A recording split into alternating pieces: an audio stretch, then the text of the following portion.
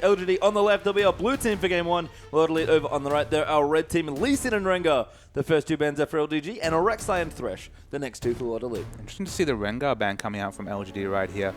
It's one of those champions where if you get going, you can be really oppressive in the mid to late game right there. It gives a kind of semi-carry option to Spirit, so I can understand the ban coming out right there. Again, it just opens more and more questions to what is World Elite going to do this game. Respect is Ninja's Xerath there as well, as that's the third ban for LGD. And World Elite going to consider their last ban as well. Got a lot of strong champions open still. Jarvan, Lissandra, and Janna, all the notable champions we've seen a lot of. Yeah, I don't know if we're going to see Na coming through the bans and picks, but we might see him right here. It'll be interesting. It's been permanently banned so far tonight, importantly against someone like Kohler, who's shown excellent play on that Na, but also in the first series. And yeah, it's the Jarvan ban, so Na is available. And I'm actually trying to think, Rumble available as well, another strong top laner we've seen lots of in the LPL. I don't know if we've ever seen Akon play a Na game yet. I don't think he's had the opportunity to, at least it doesn't rise to mind. And of course, Akon is a name synonymous with Rumble, so they might be happy to leave Na up here. I believe he's taken Rumble into that Na matchup and just been able to out-rotate, but of course we skip on another very important meta pick. In fact, two of them flash on the screen right here. An embarrassment of riches available to first pick, but that also means some very strong picks available to World Elite to counter this Kassadin. Yeah, and the first pick is that Kassadin, like you mentioned. Kassadin has maybe been the star of the LPL, at least last weekend, and hasn't made as much an impact, seen a lot more bans this week to start things off, and that's a great first pick for LGD. He's been the star of the LPL multiple times over. Of course, the first wave of Kassadin towards Season 3 Worlds was all about, I believe it was Royal Club at the time, were really focusing, White especially was really focusing on that Kassadin pick. And whether it's top lane, whether it's mid lane, Kassadin always finds a way to come back into the meta, and it's specifically because with the power of this Janna, very hard to peel away this Kassadin, even with the Queen of Disengage. Yeah, Lissandra has some of the similar properties, but a lot of people prefer Kassadin, it seems like, taking him in a bit more late game scaling, but those are good strong picks for World Elite as well. They'll take that Janna and the Lissandra as well. Yeah, you saw the Riven Hover coming out from Spirit, just maybe a reference to the first week, maybe an indication of things to come. We don't know. So we're going to wait for some more picks right here. We actually haven't seen a lot of Annie so far. The support Annie has fallen away in the first two series. Obviously, we won't draw too much from the hovers right here as Shaco. Chinese Shaco usually comes out at least once a split. So it's a one-time deal. We'll see. I think you're right. I think we will see it at some point, but probably not today. We're going to give LGD a little more time to go through their picks and see what they want to go with as well. And LGD, again, looked really strong. Not picking Sivir too early, who's also open as well, by the way. And we'll see what they want to go for. This would be interesting. LGD are going to lock in Elise and Annie as their 2 and 3. I mean, the Annie makes sense. We've seen a lot of support Annie. Of course, we've seen a bit of top Annie, which not quite the same flavor, but the Elise lock-in, of course, this is before any of the later Elise buffs. This is still patch 5. We don't have the base gates to resyn before when we're moving to 5.1 here. So Elise is still universally considered on the weaker side right here. Of course, still has the ability to have that long-range lockdown single target CC. She still has her power points. Early skirmishing quite well, but really falls away in terms of team fighting. So maybe they're just looking for their jungler Twen to put on some early pressure right here, and then relying on the likes of that late game Kassadin to really have the late game impact. Yeah, the jungle pool's actually gotten shredded here, I noticed in the draft. That's the 5th total jungle pick or ban, with the first one for Xuen. And that looks like Pantheon jungle there over with Aurelia for World Elite. Pantheon jungle was actually a really big thing in China last year, specifically towards the summer split. Insect especially leading the way on those Pantheon priority picks right there. Of course, after the base attack speed nerfs and some of the shifts in the meta, losing a bit of power, but still the amount of aggressive potential you can put on, of course, the semi-global of that ultimate, the Grand Skyfall, to gank a 2v2 lane. Pantheon's always going to be a discussion point in the LPL. Yeah, and I think maybe showing a shift at Spirit wants to get a little bit more away from the carry junglers and be a bit more of an early ganker here.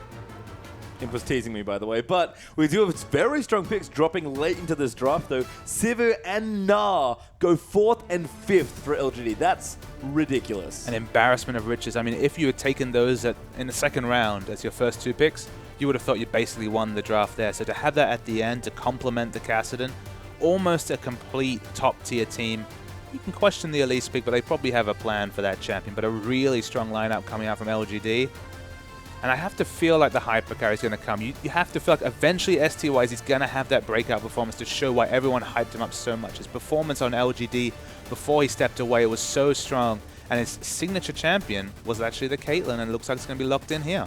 Yep, never mind, No. he tricked you. It's Jinx instead. Wow. But we talked about long-range hyper carries. STYZ, no more Sivir for him, I don't think. I think he's done with that champion. And we've actually seen quite a lot of success with Jinx against Sivir matchups here, just because Sivir doesn't really have the potential to really harass Jinx out of lane in terms of trades right here. Of course, she has the wave clear advantage, so if it is a true 2v2 lane, you'd have to probably hand it over to the Sivir Annie lane over that Jinx Janna lane.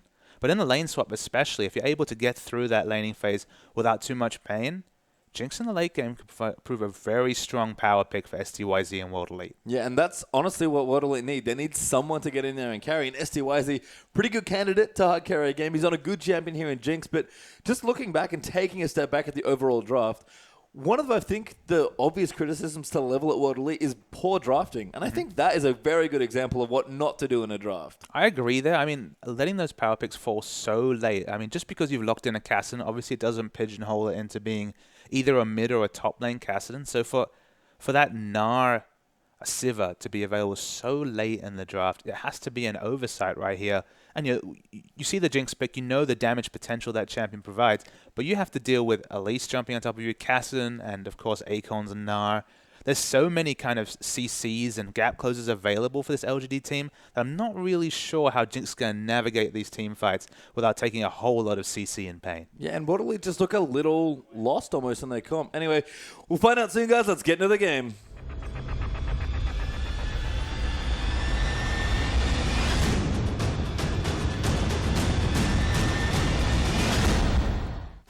And we are on to the rift for our first game between LGD and World Elite. It's our third series of our first day in our third week of LPL. And boy, has the competition gotten real spicy here. LGD are going to continue a pretty strong performance so far on World Elite. They really want some points, Papa Smithy. They do, but as you mentioned here, they have a bit of a mixed draft. They have a lot of dive in their top half of the map between Aurelia, Pantheon, and Lissandra. A lot of gap close, a lot of dive. But that's against a Sivir, who obviously has a lot of movement speed, and the spell sheet that's available. And you have to think, so when that Flash Tibber comes out, I'm not really sure how Jinx and Janna are going to be able to really have any semblance of a front line to be able to tank the damage required for Jinx to really get the teamfight DPS out. So I do worry for World Elite here. But they do have a snowball team, so there's maybe some potential that in the early to mid game they can open up an unassailable lead. Well, we'll have to see here. Both teams actually navigating very aggressively around each other's red buff. There's one deep ward there at the buff for World Elite, and looks like two wards actually for LGD, even using one to potentially spot out a lane swap coming through there as well towards the top side. Yeah, both teams looking for lane swaps right here. I wonder if we're going to see the re-invade from World Elite here. It's not really necessary. They basically guaranteed themselves enough vision to guarantee 2 buffs. So back away from that re-invade and just take what's easy. Yeah, it looks like they're going to break out into standard-ish lanes, at least for them. Wayless actually did want to poke his way mid there. Ninja might discover what's going on as well, but it seems like we're going to have a buff takeaway here and probably start vertically on the map for these two junglers by the looks of things. Yeah, it looks like a lane swap's been initiated by LGD right here. It's very interesting to me just because in a 2v2 lane you have to really favor that Sivir Annie combo over the Jinx Janna.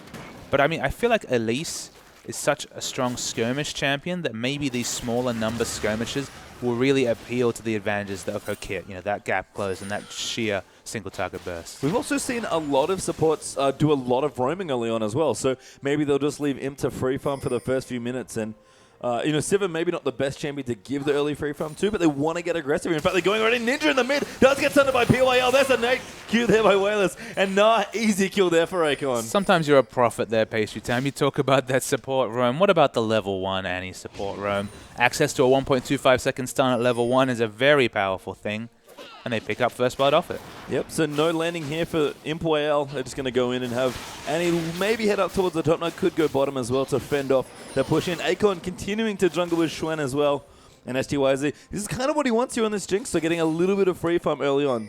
But significantly here, Akon doesn't lose anything with the jungle follow picks up. He actually picks up the kill, so of course we'll start to be able to work towards those tank items, maybe even an early snowball DPS item earlier, and then can teleport to lane at any point. So they lose nothing for a significant gold advantage in the early game. Yeah, we'll have to see here as the farming has continued. Both carries on a good clip so far, 10 CS each. Although about Spirit and Aluka now looking down towards the LGD red buff. UJ will walk in here as well. And we're actually going to start this off. But again, 2 buffs already secured there for LGD. They're just going to basically give each jungler their first 2 buffs. It's so rare to see a 3-buff start with the meta as it is right now. It's so easy to guarantee vision over 2 buffs and pick them up. So very standard start, but of course the extra golden assist. Welcome if you're LGD. Yeah, Lonks might cooldown, not hoping though either for 3 buff starts as Akon and Schwen are still teaming up. We're getting a bit more aggressive now and counter jungling up towards the Raptor camp. Ninja returning back from his first blood. Will Warded a little late to see the bad news. Luca and Spirit going to take out the Scuttle Crab as well. And we're going to isolate the mid lane and the AD carries very early on. Yep, the mid lane, there's not a lot of, there's not a lot of pressure on Wayless right here. So he's going to be able to get to level 6 quite easily on this Caston. He's actually 8 CS ahead. I mean, makes sense, of course, because Ninja died, but anything that can relieve pressure from Wayless on this Caston definitely serves you well as this game develops. POL is actually level 1 still. He's kind of hanging up in the bush there, maybe acting as a human ward here for him. That would be some very dedicated supporting here. Zim's actually going to try and freeze this back here as well. But POL are now going to go back, maybe looking for another kill. But he's not even soaking experience that much. Now hits level 2. I mean, kind of the main issue there for POL is it's not even an off lane for him to lane with the top laner in. He's basically just relegated to, as you say, a human ward, chilling out in the brush. Leech is level 2. Going to be some very squishy supports this game. Yes, which is often what happens. We see a lot of roaming, which we've seen quite a bit of. World Elite maybe looking at a very swift dragon. They've got a pink ward down already. Spirit has a plan with the Pantheon, apparently. Going to go for a level 3, 5-minute dragon. But it looks like LGD might have an idea of what's happening. And Akon has a chain, but he's already surprisingly tanky. Yeah, the only thing good. Luca now jumping on him as well. Does slow him down with the Equilibrium Strike. Schwenner answers with a Cocoon. STY's around the side trying to slow them down, but World Elite will be throwing off that first dragon. Oh, we see a re-engage from Spirit here. Yeah, Spirit going in the exhaust and the smite pop down there as well. PY out there with a good stun onto a Luca. Great tornado by UJ as well. And again, they'll clear out that pink ward, get some more vision back. But I think LGD are happy. They've denied that first very early dragon attempt. Absolutely. World Elite have put so many resources into being able to take that dragon. You look up the top lane here. Imp's just chilling. He's free farming in the top lane, getting solo experience. It's been a recurring story of today, putting Sivir in a solo lane. And that sounds like a weird thing, right? Because you're like, but Sivir's a great laner, and she is a wonderful 2v2 laner. But having access to On the Hunt so early in the game, 6 minutes into the game, buffing up your whole team, the amount of utility it provides, getting her a fast 6, and then she just returns the lane with a pickaxe or BF sword, hit her laning power spike anyway. It's an interesting adaptation to what we would expect. Like, we can't think about League of Legends as a narrow strategic game anymore. There's so many little adaptations that let you open up small leads in the early game. I mean, even regionally there as well. I mean, pretty much all of last week was about how good the AD carries of China are, and they're getting a lot of love just in general in these games. Aluka, though, will return to the top lane. I guess he'll visit it for the first time. Level 2 to level 6. That is quite the experience deficit. I mean, the only thing you can say for Luca is at least he has a bit of an item advantage with, extra little bit 150 health from that Ruby Crystal. Imp's actually sitting on over 1,600 gold, so we'll have a BF sword whenever he chooses to back right here. Then I'd imagine standard lanes to come out, especially with the fact that the Chain Vest pickup is the big question mark from Akon here. I guess it pigeonholes him into a Sunfire cape, which I think it's actually been one of the consistent trends of a losing Gnar has been an early Sunfire cape just because that item statistics nowhere near Randuin's instead of teamfight effect. But if you can get it at 11, 12 minutes into the game, maybe it's relevant. We'll have to see. Spirit actually spent a lot of time waiting for a potential dive or kill here by Imp. So he actually spent a significant chunk of his resources there just sitting in, maybe trying to get a 2v1 kill. And Schwen's actually up here now as well, on at least waiting for the counter gank. So both junglers being very patient, getting a lot of attention to the top lane. Yeah, but it looks like nothing's come out of that. Of course, Imp not really hitting that hard without picking up the BF sword here just yet. Bit of action towards the red buff for World Elite though. Yeah, this is bad news for World Elite. Wayless is in there, took out the pink ward instantly that World Elite were trying to use to defend their red buff, and basically forces Spirit off his own buff here. He's already having issues with experience trying to get that early dragon. He's going to continue to fall behind now. Continue to fall behind, absolutely. But we do see Jinx free farming down the bottom lane here. What they've traded in all of this early game movement is a fairly free farm Jinx, which late game, of course, we all know how scary a proposition that is. Yeah, absolutely. Let's see it. We'll fight with Ninja there in the mid lane. And Cassidy continuing to get his CS as well. Catalyst done, actually, for Cassidy, so it seems like a Rod of Ages will be coming up pretty quickly here. And a Fiendish Codex up for Ninja as well, going towards everyone's favorite Morello Nomicon. And we have to note the one roster change that's stuck on the World Elite side is they have committed to UJ so far as their support in the last few games. Conan's been sitting on the bench, of course, was their support for the I believe the complete 2014 run, and UJ just trying to make an impression in the bot lane. Yeah, and again, we talk about players on the Water League that need to get going. STYZ is certainly one of them, and maybe the new support's an added incentive for STYZ to play a bit more aggressive, get a bit more going, and get himself up in these games, because he's starting to have some better games. We had a great Caitlyn game last weekend, I believe, but it's still not the player we expected coming in. And bot lane is always a duo, so you have to talk about the personality meshes between the two. STYZ is known as a fairly fiery player. He's had his checkered history, so it's a chance for him to start a new lane up with UJ, and maybe that's what they go for in the future. Yeah, we'll have to see. BF sorts completed for both ADs, by the way, so well and truly on the way. And just as you predicted, Papa, we've got standard lanes breaking back out here. So PYL's level 3 Annie to UJ's level 4 Jana, the support levels there. And you pick up that BF sword on Sivir, you have so much instant wave clear. You can either hold the lane, you can push it in. You basically should have free reign of how you control this bot lane, and with such an experienced AD carry like Imp, they'll either push the bot lane if they want to invade, or hold it if they want to deny. Yeah, with the first dragon coming up in maybe the next 5 minutes or so is a fairly common time. Good for LGD to swap those laners back down. And I like what they did with the early dragon, but really a strong map awareness by LGD to be like, hang on a second, let's go check this. They've been grouped roaming for so long, Chuen and Akon. It just happened to be in the right place at the right time. And I say that, and that probably discounts the fact that it's probably excellent pathing coming out of those two there. So they should be complemented. Because very rarely in League of Legends do you just happen upon an objective at just the right time. Yeah, Chuen as well. Picked up an early Sightstone on his Elise to go along with his jungle item. Hasn't enchanted it yet. Will be on the way for whichever enchantment he'd like. But really just, again, providing a lot of vision, a lot of utility, a lot of the things we expect from Elise as a jungler. Yeah, at least it's all about her early game skirmishing and then just falling off in terms of damage. So to pick up that Sightstone, ensure that this is a very, very safe dragon. Of course, no Sightstone could be available for PYL so early after all the roaming. They have the vision, they take the buff, and they start the objective snowball. Yeah, really strong from LGD. Actually, UJ could be in trouble. Oh, no, does get popped. The stun will hit, but that's Cocoon actually going to move in there as well. So much damage from Boomerang Blade, and that's an easy kill for LGD's AD. Yeah, but first, easy kill coming out right there. Of course, once On the Hunt was pumped, that was going to be a dead Jana. Level 4 Jana, very minimal sort of statistics there in terms of combat stats, and we just revert to standard laning. Yeah, Im collects a bit of free mana there, blocking the cork by Jinx with that spell shield, so nice moves there from Imp. AD carry is fairly even in CS, but of course the kill will give Imp a bit of extra gold. Mid lane going well for Wayless's Kassadin, though. Didn't really feel that pressure after the early roam onto Ninja. No, the early roam and just basically all the unorganized team play in the early game meant that Wayless was largely left to his own devices in the mid lane here. And against a lane bully like Lissandra being up 12 CS, he's actually just about 100 gold short of his Rod of Ages. He's going to have an excellent par time on that item. And then we've time and time again just seen the effective Kassadin in a team fight. That was very elegant looking play there by Aluka, just stunning Akon for a bit of harass. But again, going even there with Aurelia, perfectly fine. Looking to get a bit more mid-game power going and try and win World Elite some of these mid to late game team fights as well. But yeah, Ninja's falling behind a little bit. Not losing lane as we kind of expect from Ninja, but just not having a super stellar performance, especially after getting level 1 ganked by the Annie. And that's kind of been the standard story of Ninja's career so far. This is, of course, his second split of the LPL and World Elite.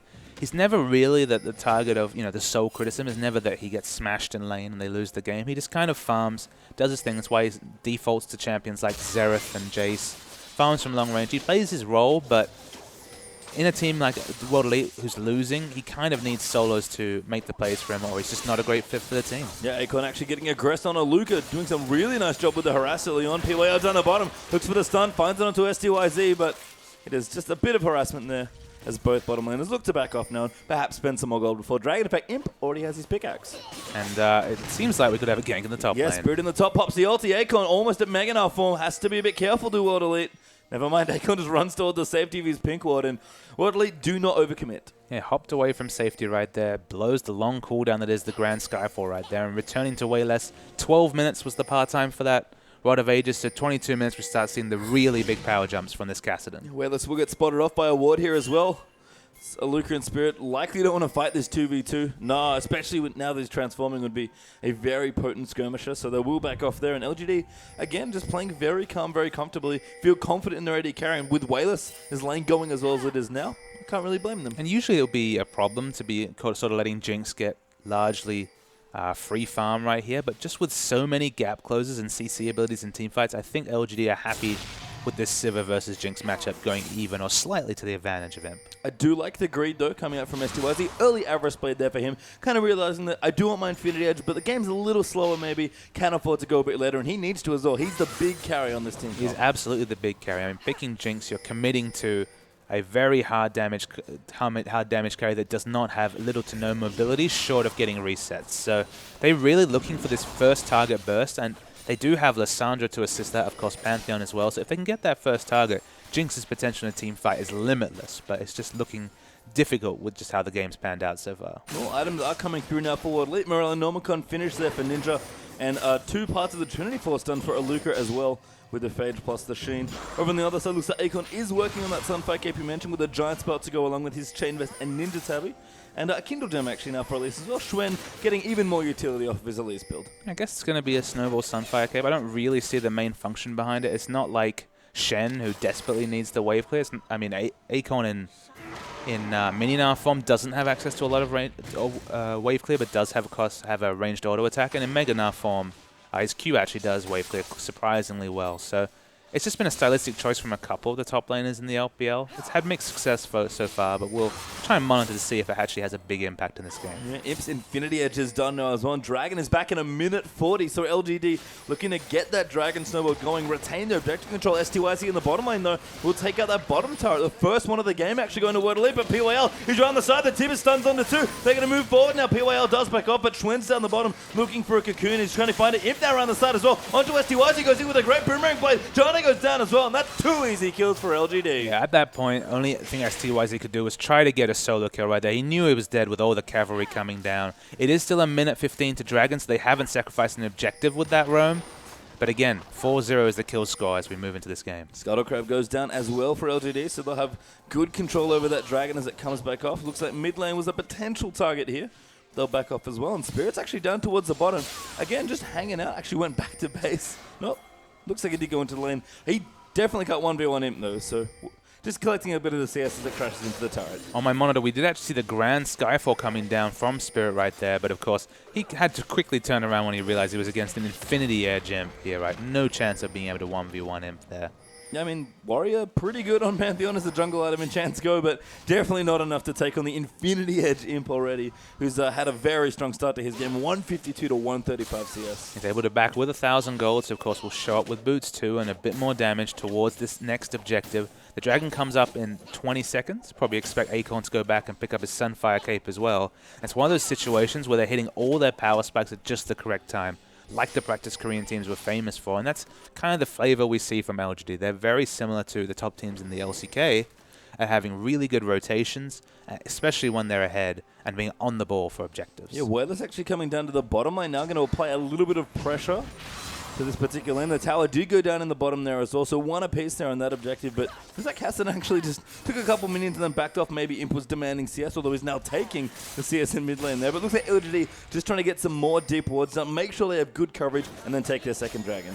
You'll see some damage trades coming to the advantage of Aluka in the top lane here, but Akon, of course, he's always got one eye on that teleport, one eye on that Dragon, because they are in the perfect pole position to pick up this second Dragon. And LGD not quite confident enough to go in and start a 4v4 or 5v5 team fight yet, but they're actually moving Imp PYL. Maybe they just want to get their push on now with the Sivir, actually. What we should credit WE for, we're unsure how many chances we'll have to complement WE this series, but look at the defensive warding. It's excellent around the blue buff. They haven't been in a position to contest these 3 pink wards around Dragon that is really giving exclusive Dragon warding to LGD, but credit to WE. At least it's not a completely dark map. They're trying to really double down on what they do have control over, and they're just trying to slowly force their way towards contesting some of those big objectives. Yeah, Schwen just casually soloing the Dragon in the meantime, though. Has it up to half health now. Looks like Imp will rotate down with PYL, and this Dragon is not long for this world. Smite is available as well, and that's a second clean Dragon pickup for LGD. Yeah, I mean, World Elite, they have Jinx. They're looking to power up to the late game right here. Whether that's going to be probably the correct move to make against a Casson who already has a Morello Nomicon to supplement that Rod of Ages, which we previously said was going to be complete by 22 minutes. Buying time for a Cassidon against buying time for a Jinx is kind of a lose-lose, I think, for LGD. For World Elite, just because once that Cassidon gets big enough, it may have been nerfed, but he still has amazing burst. Yeah, Aluka finished his Trinity Force, but a little late, unfortunately. Couldn't have it in time for that first Dragon fight. Akon will transform in the top lane as well. continue going on. Even CSG on the top lane. Luca actually going to unleash with the ultimate, but Megadar not a good champion to try and go 1v1 against. He's very powerful. I mean, there is still a big power spike coming onto Luca with the Trinity Force right here. Definitely a much more significant power spike than the Sunfire Cave that Acorn's completed.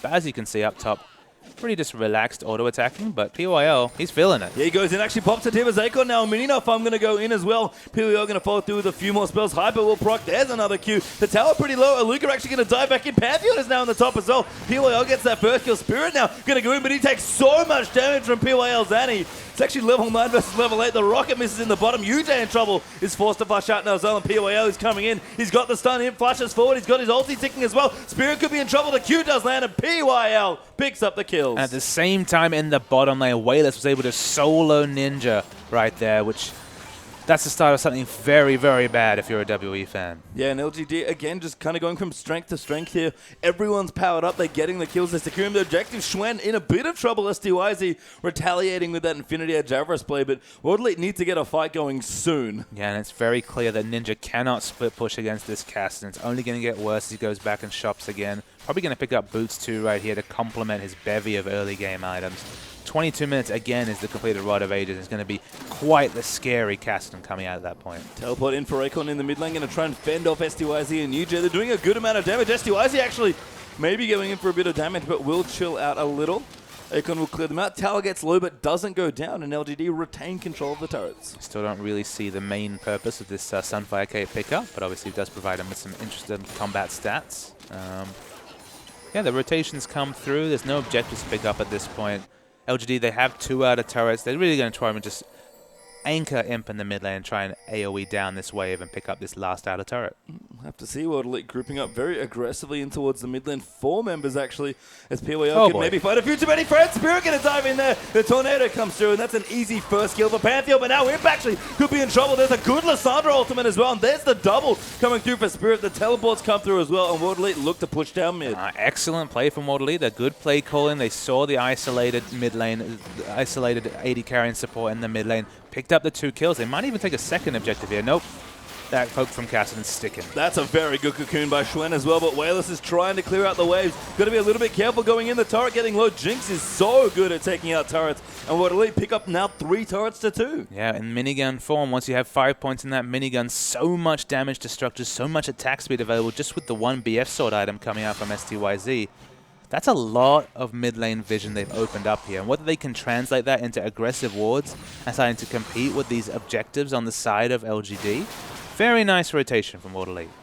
And that is maybe the saving grace for World Elite here. Not only is STYZ on a strong carry that can really hammer them in the late game if he gets going, but if they start winning engagements, Jinx not just can actually snowball structures quite easily. Absolutely. I mean, she's completely a snowball champion because she's so reliant on her passive to have an impact in team fights. You know, she has that low range in minigun form, so she usually has to rely on the rockets for the early kill. But once the first kill comes out, we all know Jinx's potential once she gets excited. So it's going to be whether they can break that tank front line, specifically whether they can kill Acorn and then move towards a slightly squishier backline of LGD. They've got good engage as well with the Pantheon Lissandra if they want to maybe get a pick, but it's a bit tricky. Wayless here, who's going to dive in, but actually gets knocked up there. Lissandra comes in as well, and STYZ gets yet another kill. And biting off more than he can chew, but here comes the Pantheon ultimate as well. Yeah, Imp has popped his ulti. Spirit going down does walk away from the cocoon. PYL also ready with the stun, so World Elite will back off intelligently. Do not want to overcommit, but this is the type of thing this comp needs to do if they want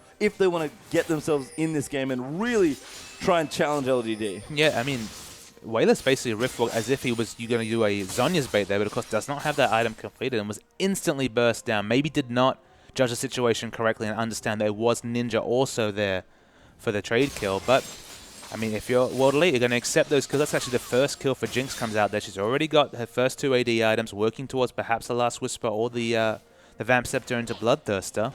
World Elite, they're starting to scale up. And again, we saw a little bit there. Maybe this is how their comp's supposed to work. It's pretty narrow. It does a very specific thing, but it does it quite well. And if that's how World Elite want to play, we mentioned it, they need to change something up here. Maybe this is what they want. 40 seconds now till that next dragon. UJ and Spirit going to clear out some vision. We discussed the Elise pick and how it's basically to snowball the early game here. It's only 1,000 gold between the two teams right now, and we're starting to move on to the point in the game where Elise's damage is not really a relevant consideration, when she's only really there for her ability to put out those single target CCs in the cocoon. And while that can be very useful, obviously if she can get a cocoon onto STYZ, it might win a fight. In late game team fights especially, at least just feels like more of a glorified aura bot if she's built maybe Aegis or finished those items. So they're going to start to struggle in the late games in terms of jungle pressure right here. And they have to be careful to really capitalize on this objective snowball they've started. This third dragon right here must contest for Water Late. Yeah, we'll see they're moving into position to contest now as well. LGD have beaten them to the pit. They're going to clear out their own vision here. They've got the Scutter Crab down as well. Akon got to be a bit careful. Doesn't have too much rage yet, but building it up very quickly with this. Now Spirit's actually going to jump in on top of him though. They're going to chase him down. He does transform into Mendra. That's a good Lissandra, and they get that first kill. STYZ need to get started, but so much damage comes in over the top there as well, and STYZ is very low. They've got to kite back off here, actually. It's only 1-1, though, with Akon down, but Wailers just goes in, picks up the carry, and there's kills everywhere now. 2 for 2 right now with Ninja getting chased out. Make it 3 as Imp cleans out that last one. And Water Late, sorry, LGD fire back. And while it looked like a suicide mission from Wailers right there, if you're trading your life for Jinxes, you're doing it right if you're LGD. That one pick, getting down that low health Jinx, wins them any sort of team fight. And you know that we're going to see so many replete engages like that once the Zhonya's is completed as the third item over here for Wailers. Yeah, you mentioned it before. That Zhonya's would make so much of a difference to Wales, but he still did a ridiculous amount of damage with the AoE. Water Lit, just kind of all stacked together, and that's all LGD needed to snowball that fight. They get their third dragon and their third tower. They should never be stacking on top of STYZ. We see the replay. Akon is instantly exploded. They take out that frontliner, but look how much AoE damage they're taking. So they all have to make evasive maneuvers because it's a 200 HP STYZ. They probably thought it's all over, but look at this. The heal is activated and the flash force pulse for the instant explosion. And unfortunately, Water Lead's comp, once that carries down, it really doesn't do too much. Imp has the fleet of foot passive. She gets the kill there. Does Sivir. And basically, when Jinx survives, when Jinx is able to fight at the back, it looks great for Water Lead. But with all these gap closes coming out from LGD, how many team fights will we be able to say that? And that's sort of the problem that you noted. Water Elite need this Jinx to get going, and UJ's actually opted for an Aegis. That's not going to go in on one of the tanks, maybe Aurelia or the jungler in this case, potentially for Spirit as well. And he really needs a Mikhails as well to keep this Jinx safe. It is a very fast Aegis, but again, the Mikhails, like you point out, is probably the more important buy given the team comp that they're facing right here. Anything to keep that Jinx alive is so important, because once the Get Excited passive gets activated, she can get out of range. She can come back in with lifesteal, and lifesteal from 700, 800 range. It's that first kill, it's that first reset she needs to be afforded. Now Dion actually going in. Akon, Talisman gets popped there by PWR. They're looking maybe for a re-engage. Good Tornado will knock up PWR. That will give Water Lead a little more space now, but Cassidy's up in towards the top lane. LGD are just pushing further forward. And the Talisman of Ascension's actually been finished on PWR. We don't see this item completed very much at all.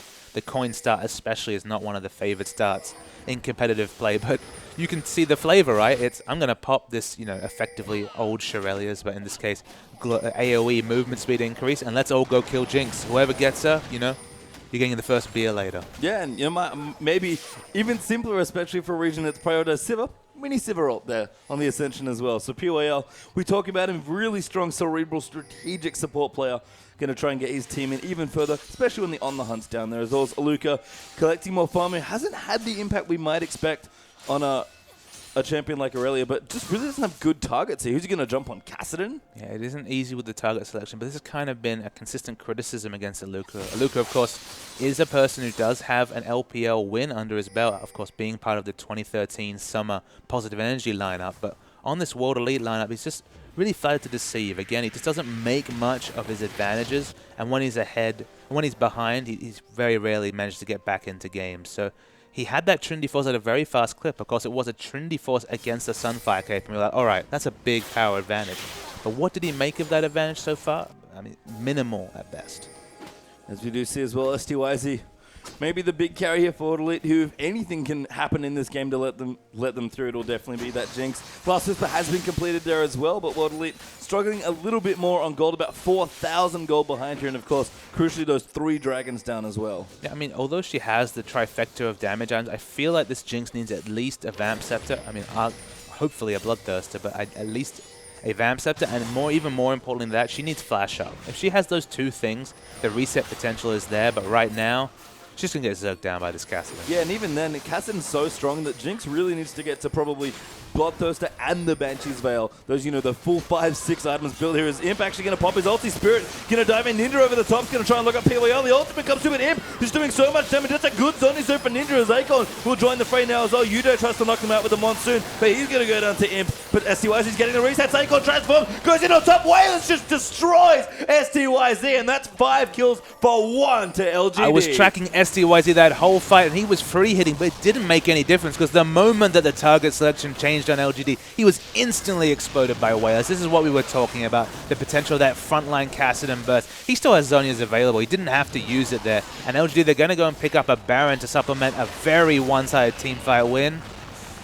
Doesn't feel like there's any way for World Elite back into this game. We see the replay right here. Spirit's in the front line. They've got 2 frontliners here, but they don't get the first kill crucially. So no get excited reset coming on for STYZ. He's in the back of the fight right here. But look at the team fight target selection of LGD. There's low health members on the LGD side. It doesn't matter. And the moment they change target towards that Jinx, she's dead.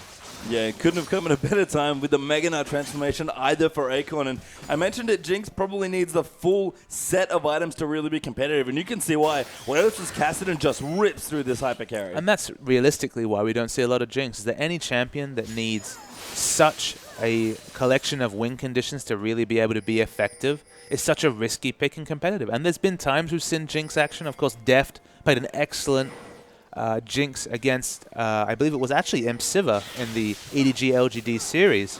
But that was a totally different situation. For one, there definitely wasn't a Kassadin on the board. Yeah, and Wayless is just ripping through people at 5-2-5 with 250 CS at almost 30 minutes here. I mean, to Ninja's credit, he's kept up well in CS, but again, Ninja is just Ninja. He's very consistent, very safe, but he can never seem to make it work for the team. And STYZ is the big man that everyone wants to see step up for World Elite, and this game he's just been completely shut out by Cassidy. Look, mechanically, both Aluka and Ninja are very competent players, but in terms of team fights, in terms of strategic play, in terms of results, not been helpful. Luca actually going to dive in his Spirits down the back as well. They're on top of him, but he gets blown up by the Captain. PYL getting ulted up as well. And Luca is diving in so hard trying to get that kill, but he goes down to cast again here as STYZ is going to get jumped on by Schwen. PYL around the back as well. STYZ actually gets 1 reset. Flashing out, he's trying to all-buck away from the Elise, but can't get away. And another 5-for-1 trade going in LGD's favor. Yeah, Jinx is dying last in these fights, but it doesn't matter just because their front line is getting ripped through instantly. Whoever they focus fire is dying instantly. As we see, of course, here, the Baroned up Siege Minion not doing any tanking. They're going to have to rely on Akon. I mean, looking here as we are going to have an inhibitor go down for LGD. We think about, you know, the long term here. It's a big, long league is the LPL. World Elite still yet to pick up points, and it's not looking like they will here either. For me, though, it's just, I don't know. I've never seen something from World Elite that looks like, oh, that's exactly how they're going to win. Even STYZ this game having a hyper carry just doesn't look like everything's coming together quite yet. And although it's kind of a horror word, I mean, the word potential has to come up here. It doesn't feel like the potential exists for Aluka and Ninja to carry a game. They can lane very competitively. They're not shown up in lane, but when it comes to team fight impact and in terms of map rotations, it doesn't feel like World Elite have any sort of realistic plans on how to win this game. They tried their first plan in week 1. That was the jungle split push, and to their credit, they actually took Snake to a very competitive 2-game loss. But since then, whether it's the Hyper Gary STYZ, whether it's Ninja trying out Zed in a previous series last week, nothing's worked for them. So whether they need to change their lineup, whether they need to really go back to the drawing board, it's not for me to say, but the World Elite we've seen so far, struggling. Yeah, Akon actually pretty aggressively teleporting in. Does force Ninja out on that Lysandra in towards his own base. Akon will actually counter jungle the Wolves away from himself, building up some rage as well, which is nice. Imp now going to go in, gets the blue buff for himself as well. So going to have plenty of Boomerang Blades as they look for their next siege. And Dragon actually has not come back yet, I don't think. Still just the 3 for LGD, but just so far ahead already. No, well and truly. They were able to instantly DPS down Dragon. They're sitting on 4 already. Another timer on the death clock for World Elite's chances in this fight right here. Man, it's just everything stacks up, unfortunately, for World Elite right here. They just don't have a shining hope. Every team needs something they can point to and say, well, if things went differently, this guy would have carried or something like that. And look, STYZ's potential historically has been there to show, but the lineup that's been organized around him just isn't getting it together. And that's maybe my question, is that, again, a long season, eventually World Elite's story will change somewhat. I'm curious to see when, because it's going to be a very different looking World Elite, whether it's this same lineup or some couple of changes here and there. When the wind changes for them, it'll change in a pretty dramatic way. But in this game, LGD just looking like the LGD we've seen for the first 2 weeks. I mean, a proud, massive organization. Oh my goodness, Akon's going in. Just going into Nara. Oh, looking at Thunder. STYZ just gets destroyed by Cassidy and Nara. And it's a massacre here. World Elite running out under their own turrets. Ninja going to get chased down again. Another 5-for-1 team fight in favor of LGD. And that's probably our game one. And Akon finally got the engage he was looking for. Exploded STYZ. Dies with his ultimate up. Nothing he could do on Jinx right there. And that'll be the game ending. And it's what we expected when we loaded into this game. It's what we expected on paper. A very one-sided win for LGD. Yeah, LGD just still looking so strong. Take the first Nexus of their LPL weekend here. And World Elite, we were waiting to see what would happen. And unfortunately for them, it looks like a lot of what we've seen already. And it's the inevitable march towards another 5th series loss for World Elite right here. Not a lot for them to grasp from that game. I felt like Spirits, Pantheon Ultimates were a little bit lackluster. None of the lanes, all the lanes were competitive without ever really managing to carve out an advantage. And it's another comfortable win for an LGD team who's now galloping towards 2nd place, at least for the length of this series. Because of course, with Snake's 1-1 split, if they win 2-0 in this series, they will leapfrog them at least till the completion of the last series today. And that's probably a good thing to talk about. LGD, a very straightforward looking win for them as well. Just still looking, when they're ahead, like an unstoppable team. But they need the points. You know, World Elite's woes aside, and they are struggling at this point in the LPL. LGD will happily take the 3 points. And we don't even really need to go to a replay here. We have no replay really to discuss. Just really point out the key point for LGD here, just because it was a dismantling. They either went even or ahead in every lane. They won every team fight. It was just a consummate play from LGD. And World Elite, we said back to the drawing board, 8 times for them so far this season. Here comes the 9th. Well, we'll see. They've got another game. We'll see if things can change here for World Elite. But LGD are just looking so good. Stay tuned. We'll be right back with our next.